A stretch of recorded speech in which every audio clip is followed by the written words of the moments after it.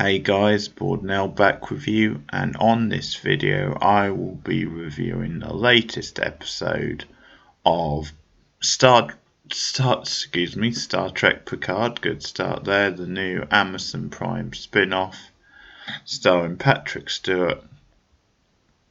This is the third episode of the first season, and the episode is called The End is the Beginning. Rather confusing title, but again, we get some context from the past in this episode before we eventually set up the mission. Now, last week, Picard attempted to get permission from Starfleet to go on this one-off mission, but because of various political reasons, that they turned down his request quite sternly. So we saw him try to go to outside channel to hire a ship. And that continues in this episode, and we finally see him get his crew together and they start their mission. So like last week's episode, this week's actually starts off 14 years prior, and it shows you why exactly Picard was suspended, or why he was forced into resigning. So we see him talking to Raffi in the past, and I have to say that actually they've not really been able to de-age Patrick Stewart very well in this scene. I think she looks a bit younger, Raffi that is, but it's not particularly convincing with Patrick Stewart, I guess, outside of doing a proper CGI job, which maybe they didn't have the budget for. It was, an uphill task. But in any case, in the scene, they're talking about the whole issue with the synthetic life forms, and obviously with the voyage which went awry, and they're sort of speculating on exactly what happened. And Picard says to Raffi, I gave Starfleet an ultimatum, I should say, sorry, and that was that either they could go along with his alternative plan to solve this problem, or they could accept his resignation. And he was obviously trying to call their bluff. He was pretty confident and they wouldn't want him to resign, but in fact they did call his bluff, and so he ended up resigning. And the important part of the scene, apart from the fact that obviously it shows you why he had to leave Starfleet, was then Raffi knew from that moment that she'd lost her job, because of course she was part of his crew. So you see her receive a call from the head of Starfleet, and she knows the writing is on the wall, and she's sort of angry with Picard, you can see in that sequence, because he's not only, it's not just him losing his job, it's also her and it's the others from the crew.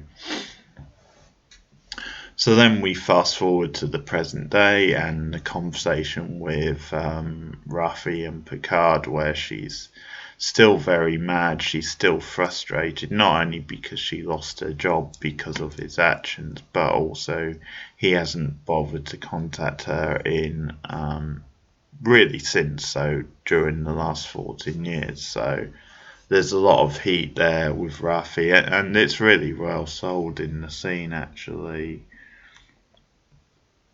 But Picard is trying to persuade her to find him like a ship, and the captain like outside of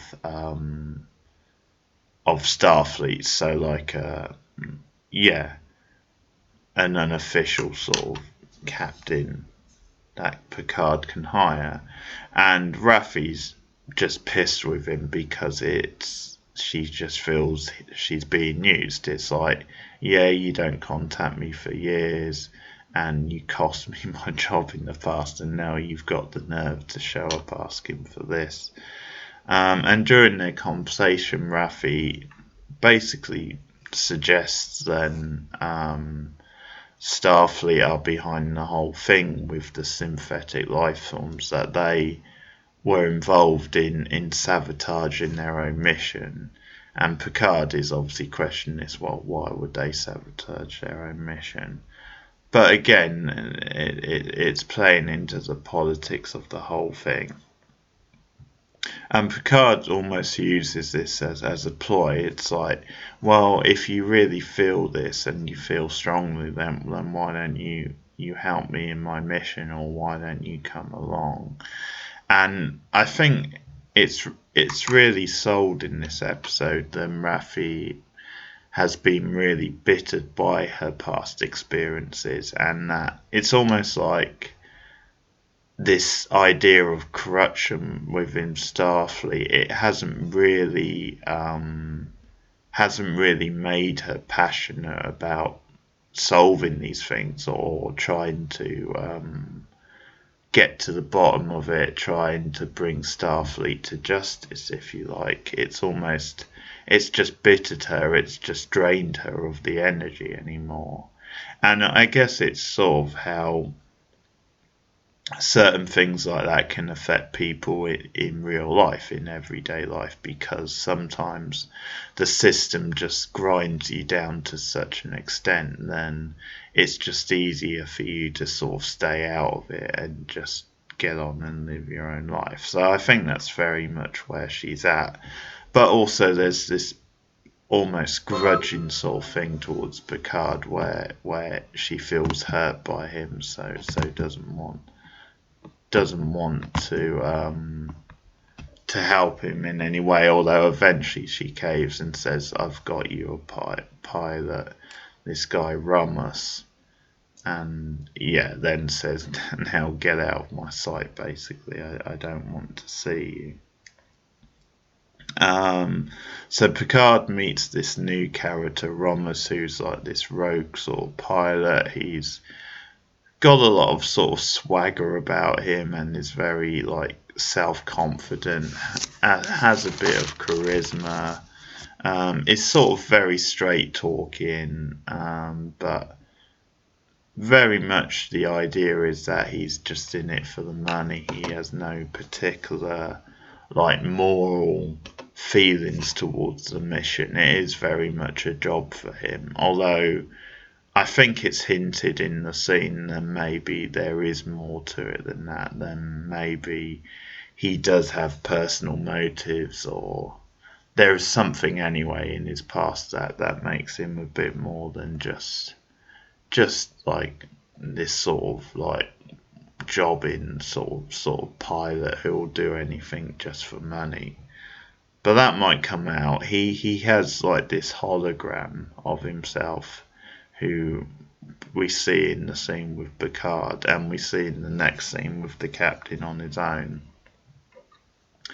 And I think it's showing then in this future, in this universe, these holograms can kind of, have a life of their own. They can kind of be like the opposite of the person they're based on. So the hologram is speaking out all the time and almost saying the opposite of Ramos. And then in the next scene, when Ramos is just alone, because he's sort of been straight with Picard and saying,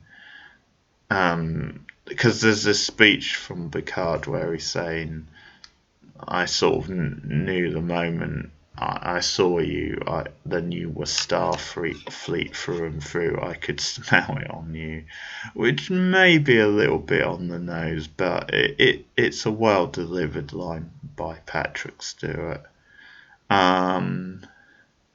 But this is what I'm getting at with this character Ramos, because he seems Reyes, I think it is, because he seems that he's hiding this this emotive, these emotions underneath this sort of machismo he's hiding, that there might be more of a softer side to him, and that he might have a motivation for wanting to go on this mission. But he kind of says, after Picard gives that line, he says, hire me or don't hire me, but just don't try to get inside my head.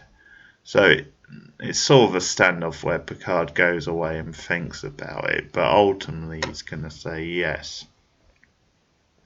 But then we get this other sequence with Ramos and his hologram, and the hologram is trying to sell Picard to him, trying to say, this is a good man, this is a man you want to be working for, this mission is important. And it gets to the stage where Reyes just like does away with his hologram, almost out of frustration, but also because I think it's this idea that it's speaking the truth, and that maybe he can't face up to that, so he basically gets rid of the hologram, as I said. So that's a nice little scene.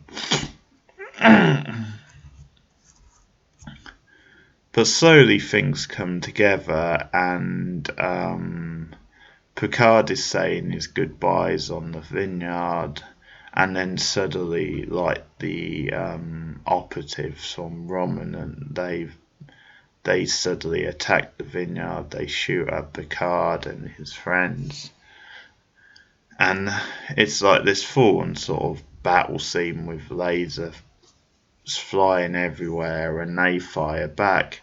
And a nice little touch is that Dr. Agnes Girardi shows up on the scene. Like, there's one more like operative who seems to have the upper hand, and then she shoots him in the back, that being the Doctor. She shows up out of nowhere at the vineyard, and it was good timing, but also she's there to tell Picard that she was contacted by like this Commodore from the Starfleet, and that she was interested in her 2 meetings with Picard. And this is, sort of valuable information, because it knows that they can maybe track Picard. So then what they do is one of like the operatives are still alive, so they then question him, basically trying to get to the heart of why he killed the first twin, Daju, and he doesn't really give them anything. He just says, she's not a girl, sort of thing, and hinting that she's sort of more, or she's a threat. But he ends up sacrificing himself. He ends up killing himself, so they don't get anything further out of him. And at the same time, because we sort of jump back and forth between here and the spaceship, the mission, which the other twin Saju is on, and she has been allowed to like experiment and continue her investigation into the synthetic life forms and also the Borgs. Now she interviews, like, I think the only survivor from that ill-fated mission, the one with the androids, that all went wrong, and she starts questioning her. What, you're special. She tries to like soften her up and says, what happened there, you can tell me, you can trust me. And the woman just sort of malfunctions and goes crazy, starts mentioning the twin, which twin are you, and then she mentions Daju, and has she been shot yet, or something along the line, bringing up the fact that her life may be in danger. So it sort of reveals that this is like pre her being killed, though of course it's in a different timeline anyway. So that's when Sir John contacts her mother on Earth, asking if Dadju is okay, and basically find out. Well, the mother says she is, although that could be unreliable. It could be someone like pretending to be a mother, or it could be that you know, she doesn't know, or it hasn't that. But she says she spoke to her that night, so she knows she's all right. But this sort of incident, which I think the powers that be have something to do with, but it sort of makes Saji vulnerable again, and we see Narek again trying to seduce her, trying to keep her close so he can continue his plan. And you don't really get much on that in this episode. It maybe feels a bit of a wasted opportunity, but there's obviously going to be more on it in the middle as things go on. And we find out that the Starfleet, the captain, lieutenant character, I think is his sister, so we see another scene with them. But not too much more on that plot in this episode, but obviously more to come. And the last sort of big thing is that Agnes Girardi, the Doctor, played by Alison Pill, becomes the final crew member for Picard. Well, actually, there is one more, which I'll mention in a minute, but she does the big sell. She says, obviously, I'm the leading scientist on synthetic life forms. And she just says she can be a valuable asset. She does the big sell. It's a really great moment. And obviously Picard accepts. And so this is nicely done. And then they beam up on board. So obviously Rayos has been hired. And the ending scene is really good fun, actually, because Raffi is on the ship. Raffi has decided to come along, and Picard kind of says, what are you doing here? And Raffi says, well, I know where Bruce Maddox is. And she says the name of the planet, and she sort of gets Picard to agree that, I'll come on board as long as you agree to go with me to, or drop me off on the planet where he is. And so she doesn't intend to become a member of his crew now. She just wants to find Maddox. She just wants to lift to that planet. So Picard agrees. So it's a great little like banter sort of scene, because Raffi is like surprised to see the Doctor on board, and she's like, oh, well, you've just accepted Doctor here. Without any questions. And Picard actually speaks up for her, says, she is the leading scientist in the universe on synthetic life forms. It's a really great scene. And there's this back and forth where Agnes even questions, who the hell is this? And I love, as this is going on, then Rayos eventually says, can we just get out of here now? So it's a nicely played scene, and it actually ends with like the fist pump moment, the line where Picard says engage, and that's it. So good call back to the old show, and we're off. The mission is finally put in motion. So really solid episode. I'm not sure actually if I enjoyed it as much as the other two. I think it was a more straightforward episode. It was just about getting the mission on the go, rolling finally. Little bit of background information, but There wasn't as much, I don't think, as the first two, but very solid episode. I still enjoyed it a lot, and it's been a good opening 3 episodes to set things up. So promising start to the new Picard show. And let me know in the comments what you thought of episode 3 of Picard. Sorry this is a little late this week. I will be back soon with episode 4. Like and subscribe if you are a new member, if you've just come across this and want more content, more new or older TV reviews.